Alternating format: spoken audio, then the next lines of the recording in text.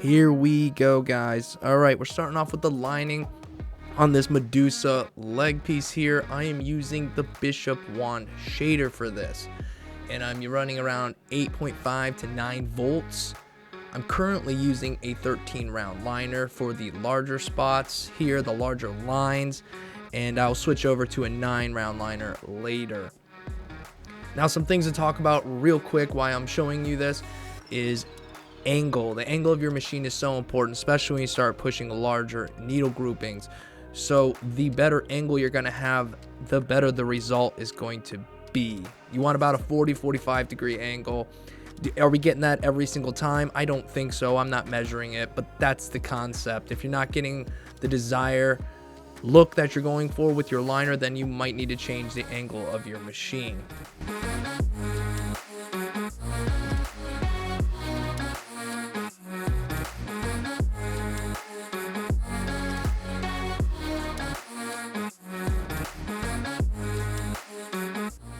And here you can see there was a spot that was just a little bit thinner, and I'm going back and darkening that spot up or thickening that area up a little bit.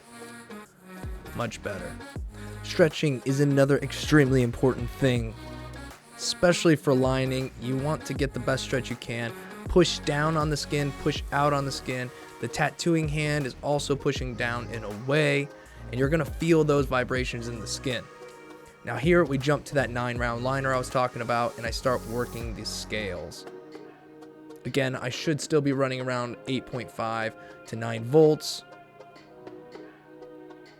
While this is the Bishop wand shader, I use it to line, and it lines quite well. You do have to apply maybe a little more pressure at times or run your machine a little bit faster, but I will be looking into picking up another machine dedicated to just lining, something that'll do the job a little bit easier and more efficient, especially for pushing larger needle groups.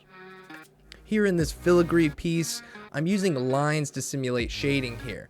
So the more lines there are there, the darker that area will appear. So in this piece, as you can see, there are quite a few of them, and so we one by one steadily make our way through it.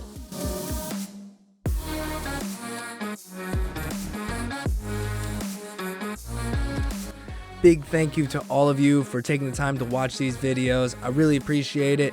And you guys honestly 100% keep me motivated to better myself and to just continue to share my journey and the process with everybody. So thank you so much, everybody.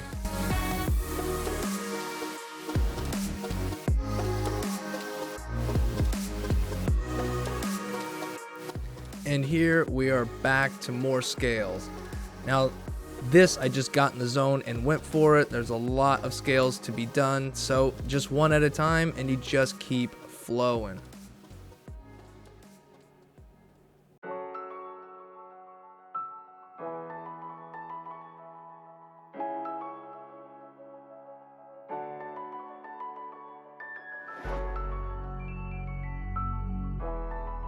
And as I was going through this lining, I was thinking some lines a little darker, some lines a little thinner, depending on where they're at. That way it would help maybe give it a little bit of depth from a distance. And here we jump right into the hair, just lining these pieces out so that way when we go back and shade it, it has the shapes and whatnot in there.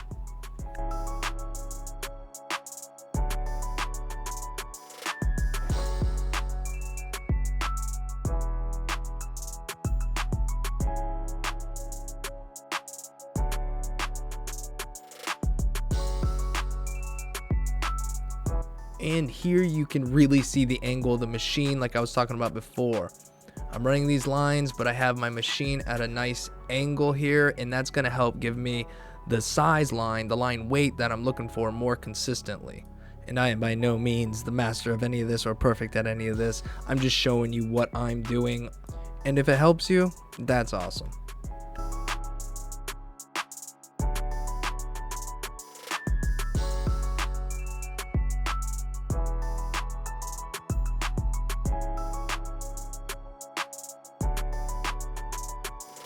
Here I've got the needle in there. I'm almost riding the tube and I'm feeling the vibrations in the skin. It lets me know when, hey, we're going a little too deep or whatnot. You really start to feel the vibrations and learn how they feel in that particular person's skin.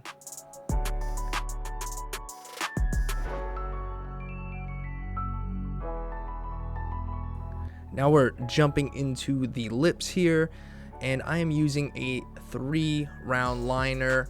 It is a bugpin 0.30, and we're just getting into those lips, putting a little bit of the black down there at the bottom, and then we'll jump up to the lip itself here, and I'm just putting in those textures in the lips, those little lines. I'm starting with the darkest tones first, and then from there filling the lips out as I go. I'm not in any rush here. I'm making sure I'm kind of taking my time, looking at the reference as much as possible, and just having fun.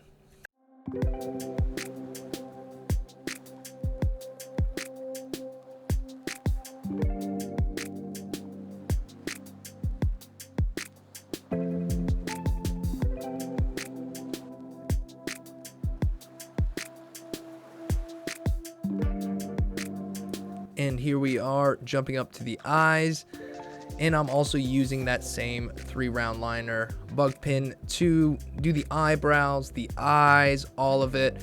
In areas that I need to fill in black, I will just fill those in with that liner.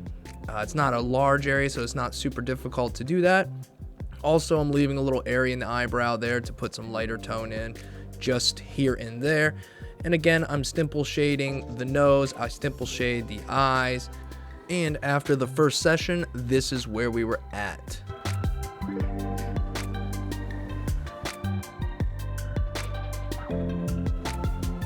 So this is session number 2, and I saved you a little time. You're not watching me put in all the hair. We already shaded the hair portions, and now we're jumping into the snake here. And again, this was a long tattoo, so I can't show you everything, so we're just jumping around here. Right here, we're coming out from the snake is behind in the hair somewhere back there, and it's dark. So I got my black pushed out. Now I'm coming in with this pendulum motion and pushing that next shade down out. So if that was 100% black back there, I now have, let's say, 50%, and I'm pushing it out and going back until I get the nice gradation that I'm looking for. Then I can carry on from there with that lighter tone throughout the snake and darken it up here or there where it needs to be. Now I gave this tattoo 2 weeks to heal. It is not completely healed, and I know that going into these. So as you can see, some of the lines are still healing, some of them are slightly healed, but as a whole, after 2 weeks, I'm usually good to go back into that tattoo and shade it without causing any issue to the original session. And for the shading portion of this tattoo, I was running about 7.5 volts.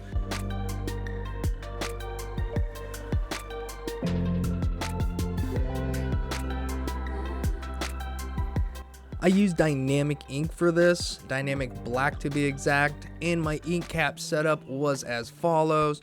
One cap was 100% full black, the second cap was 75% black, the third cap was 50% black, the fourth cap I filled up 25% black, and then I had a 2-drop and a 1-drop, and that was my setup.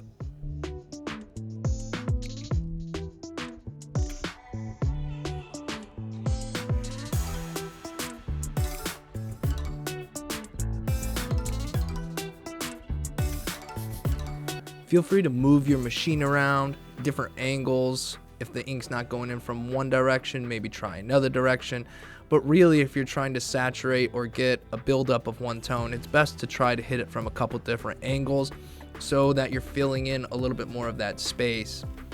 And it's also important to shade in the direction that you want to go.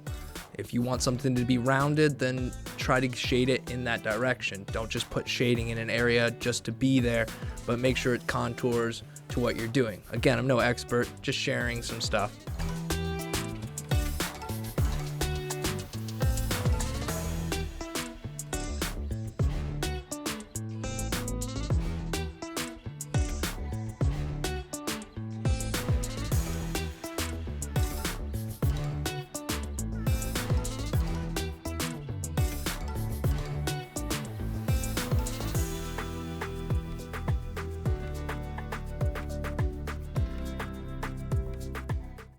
Now again, here I'm just working this area. I'm building up the darker areas as I go, but being careful not to get them too dark. Now here we jump in. I'm using a 27 curved bug pin, again 0.30, and I'm using some very light shades here. As you can see, I'm using a 2-drop and a 1-drop mainly for this face area here, and the portion you're currently watching, I believe that's a 1-drop. I'm just slowly kind of opening up the pores with this lighter tone, seeing how it takes, and then maybe adding a little bit of that 2-drop in there to get the desired look I'm going for.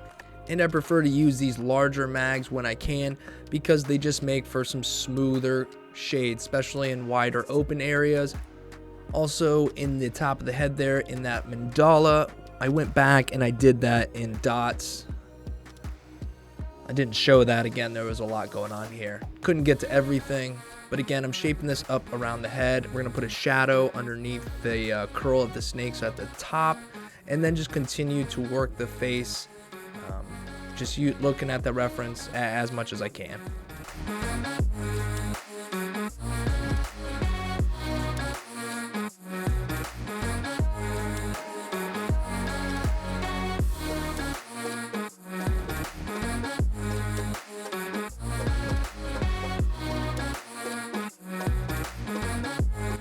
And a big shout out to Kylie for letting me do this tattoo and for sitting like a champ.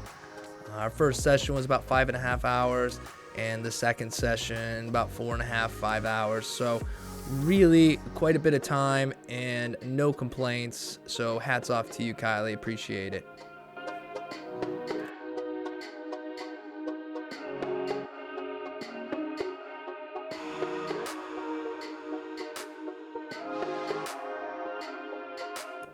And yes, this portion pretty much goes on for a while here. I spend a little bit of time just making sure I have the shades how I want them, and darker areas are darkened up properly. I've also during this tattoo been experimenting with different products to wipe the tattoo with. I normally use Bounty paper towels, but I tried some blue shop towels, and I also trying some of the wipeouts. And if you guys have any other products that you know are good for wiping during a tattoo, let me know. I'm gonna be testing them out a little bit more, and then putting out a video kind of explaining what I like. Okay, now we're gonna clean it off, let it cool down for a little while, and take a photo. And here it is, complete. Guys, I just appreciate you taking the time to watch. I hope that maybe you picked something up, or maybe you didn't. But either way, if you watched it here, I want to say thank you. And if you could, and you enjoyed the video, give us a like. And until next time, my friends, peace.